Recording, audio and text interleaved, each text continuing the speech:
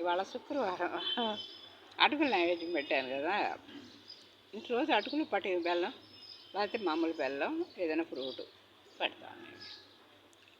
అవి వాళ్ళ నోట్లో వేసుకుంటున్నా తెచ్చుకొని.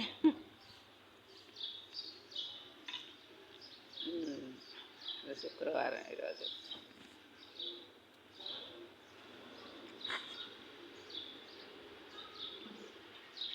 ఇంకా ఏం చెప్తున్నా, మరి ఒకసారి ఏం జరిగిందంటే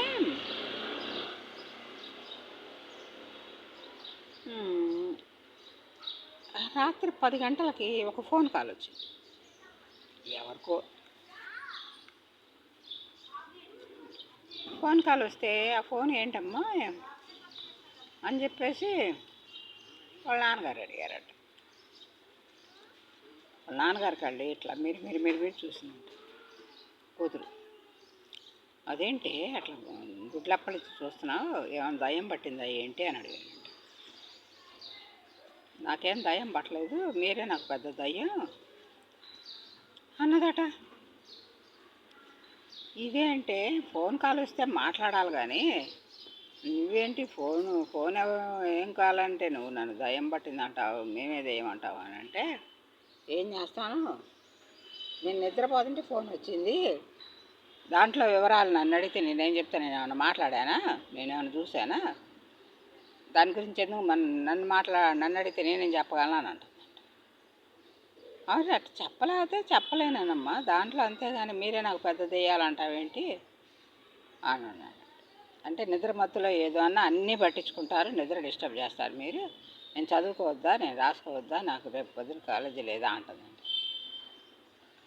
అసలు తండ్రి ఏం మాట్లాడుతున్నారు, పిల్లలు ఏం మాట్లాడుతున్నారో అర్థం కాదు. వాళ్ళ తమ్ముళ్ళు వాళ్ళందరూ అంటున్నారంటే ఊరుకోండి డాడీ, వదిలేయండి డాడీ అంటున్నారంటే, ఎందుకురా వదిలేయటం, అసలు విషయం తెలియాలి కదా, ఎందుకు వదిలేయాలి, అదేదో వివరంగా చెప్తే పొద్దుగా నేను నిద్రమత్తులో ఉన్నా డాడీ, కాలు వచ్చింది నాకేంటో తెలియదు అని చెప్పొచ్చుగా. అట్లా లేకుండే అట్లా ఇదిలిచ్చుకుంటే ఎట్లరా, అట్లయితే అది కదా తప్పు కదా అంటే, ఇప్పుడు తప్పు అయితే ఏం చేయమంటావు, నిద్రపోతుంది అక్క వదిలేసి అని అంటారంట. పిల్లగాడు వదిలేసాడు అంటే ఎందుకంటే రేపు పొద్దున వీడు ఏదైనా తప్పు చేసినా వాళ్ళు వదిలేయాలని. ఎట్లా ఒకళ్ళకొకళ్ళు ఎట్లా సమర్థించుకొని పెరుగుతున్నారంటే ఈ కాల పిల్లలు. అసలు వామ్మో, అసలు ఏం జరుగుతుందో ముందు ఏం జరుగుతుందో అనిపిస్తుంది. మనకు దండించడం చేతగాక వాళ్ళని సమర్థిస్తున్నావా, లేకపోతే వాళ్ళని పెంచడం చేతగాక మనం వాళ్ళని సమర్థిస్తున్నామా, లేకపోతే వాళ్ళు ఎట్లా పోతే ఏంటి అని మనం సమర్థిస్తున్నామా, లేకపోతే మన ఆచారం మంట కలిసినా పర్వాలేదని మనం సమర్థిస్తాం. దేనికి సమర్థించాలో పిల్లల్ని అర్థం కావట్లా. అదేమంటే ఏమంటున్నారు, ఇప్పుడు గొడవ పడితే బాగుంటుందా, ఇప్పుడు అర్ధరాత్రి కాడ గొడవ ఎందుకు డాడీ, పడుకోండి హాయిగా పడుకోండి, మీరు కూడా పడుకోండి, క్రికెట్ వస్తుంది చూడండి అంటున్నారు. నేనైతే ఆశ్చర్యపోయా, ఇదేం పిల్లలు, ఇదే లోపం. మొన్న నేను ఒకసారి టూర్ వెళ్ళాను అన్నాను కదా, టూర్ దగ్గర జరిగింది ఈ సంఘటన. ఈ పిల్లలు చెప్పేది రైట్గానే ఉంది, వాళ్ళ డాడీ అడగడం రైట్గానే ఉంది, ఆమె సమాధానం మాత్రం నాకు నచ్చల. ఇట్లా ఉంటుంది అబ్బా స్టోరీలు. పిల్లలకి ఎలా పెంచాలో తెలియదు. ఇట్లా పాప ఆయన గారు చెప్పి గరికపాటి గారు ఎన్ని రకాల ట్రిక్స్లతో చెప్తున్నారు పిల్లల్ని అట్లా ఇట్లా పెంచండి అట్లా అని. కానీ అసలు ఆ ఛాన్స్ ఇవ్వట్లేదు ఈ రోజుల్లో. ప్రతిదానికి వాళ్ళు ఒకళ్ళకొకళ్ళు సపోర్ట్ చేసుకొని పెద్దవాళ్ళని పెద్దవాళ్ళకి శుద్ధులు చెప్తున్నారు. వాళ్ళు సపోర్ట్ చేసుకొని వీళ్ళనే ఇంకా మీరు సైలెంట్గా ఉండండి అంటున్నాడు.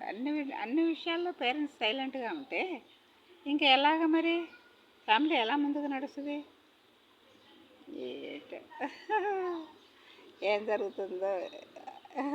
ఇప్పుడు రేట్లు పెరిగి ఏం కొనేటట్లు లేదు, ఏం తినేటట్లు లేదు, నాయుడో నాగన్నా అని అప్పుడు వాడేవాడు. కానీ ఇప్పుడు ఎవరిని ఏం అనేటట్లు లేదు, ఏం చెప్పేటట్లు లేదు. రాముడో రామన్న ఈ కలికాలంలో ఏమి చేద్దామన్నా, వినరా సోమన్నా మనకేమీ పని లేదు అంటున్నారు రాముడో రామన్న.